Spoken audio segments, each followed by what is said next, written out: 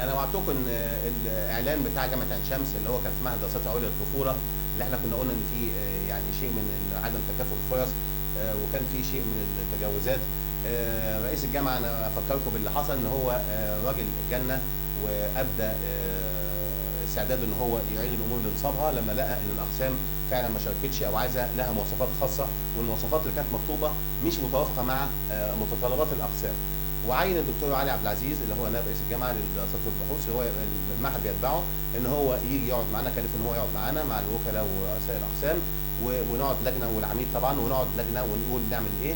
فخدنا اراء الاقسام وكتبناها معانا العميد مشكورا، وبعتنا الكلام ده للجامعه. الجامعه طبعا الجماعه يعني سبحان الله، يعني اللي اختشوا باتوا. الجماعه اللي هم طلعوا بالتدليس واللي اتقبلوا بالتدليس ما اتقبلوش طبعا كده، يعني جت لجنه. يعني عايز اقول لكم اللجنه اللي جابوها من بره قالوا عشان في ناس لهم قرايب فجابوا اللجنه المفروض لما تيجي تجيب مدرس مساعد بتجيب الاول درجه الماجستير بتاعه، وبعد كده لو اتساووا في ماجستير، واحد جاب امتياز واحد جاب جيد جدا، يبقى الامتياز افضل. لو اتساووا في الاثنين في الامتياز في تقدير الماجستير يرجعوا على البكالوريوس او الدرجه الاوليه بتاعته اللي هو الليسانس او البكالوريوس، وابتدي يعينوا على اساسها. فوجئنا ان اللجنه المشكله معيناهم ومرتباهم بالترتيب بتاع درجاتهم في البكالوريوس بصرف النظر عن الماجستير، وفوجئنا ان في ناس مقبولين عندهم جيد جدا في الماجستير وسايبين ناس معاهم امتياز. طبعا الخلل ده كله رئيس الجامعه ما رضيش بيه بامانه. انا بحيي الراجل وقلت انا هقول لكم على اللي حصل، ولا الدكتور علي عبد العزيز. وبعدين الكلام كان بقى مجلس الجامعه مجتمع الشؤون القانونيه، طلعت لهم قرارين اثنين، قالت لهم لو عايزين تمشوا العلم الاولاني بكيفيته دي، يعني طبعا الكلام ده اللي سرده لي الدكتور عمر شباجي اللي هو عميد المعهد. لو عايزين تمشوا الاعلان بصيغته الاوليه ده قانوني، عايزين تمشوا الثاني مش ما اقصدش قانوني، يعني عايزين تمشوا الاولاني ماشي، عايزين تمشوا الثاني بتاع مجالس اقسام اللي هو متفق عليه مجالس اقسام ماشي. فالتحيه تقدير لكل العمداء بتوع مجلس جامعه عين شمس وللنواب ورئيس الجامعه، قالوا احنا نختار الثاني ونشوف التخصصات بتاعه الاقسام اللي هم طالباها، ويبقى على حسب احتياجات الاقسام وحسب احتياجات اللائحه الجديده اللي في المعهد.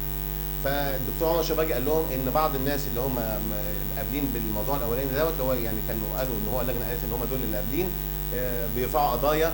فانا بس حبيت اعرفكم الموضوع، فقالوا برضه نقبل اللي قال الاقسام وما رضيوش يرضخوا لهذا الامر. فالدكتور عمر شباجي وضح لهم ان هذا الامر يعني بينهم وبين رئيس الجامعه القضيه عليه هو شخصيا وعلى رئيس الجامعه.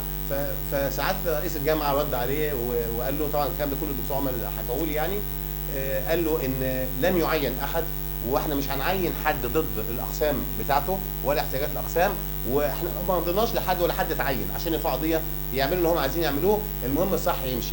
بالتالي انا زي ما وقفت وقلت ان في مشكله، انا بقف وبدي تحيه وتعظيم سلام لرئيس جامعه عين شمس، للنواب بتوعه، لمجلس العمداء، وحتى بما فيهم العميد بتاعنا اللي هو مشى الصح، رغم ان ده ممكن يؤدي الى شيء من القضايا اللي ممكن تترفع عليهم، لكن هم قالوا نمشي الصح. ده فكرني طبعا بالدكتور ناصر وابنه اللي اتعين ماشي، لان برضه اللي كانوا محطوطين عندنا كان ناس برضه لهم وزن، اللي اتعينوا في الاعلان ده كان لهم وزن. فتحيه اعزاز وتحيه تقدير وتحيه احترام لكل عمداء جامعه عين شمس ومجلس جامعه عين شمس ورئيس جامعه عين شمس.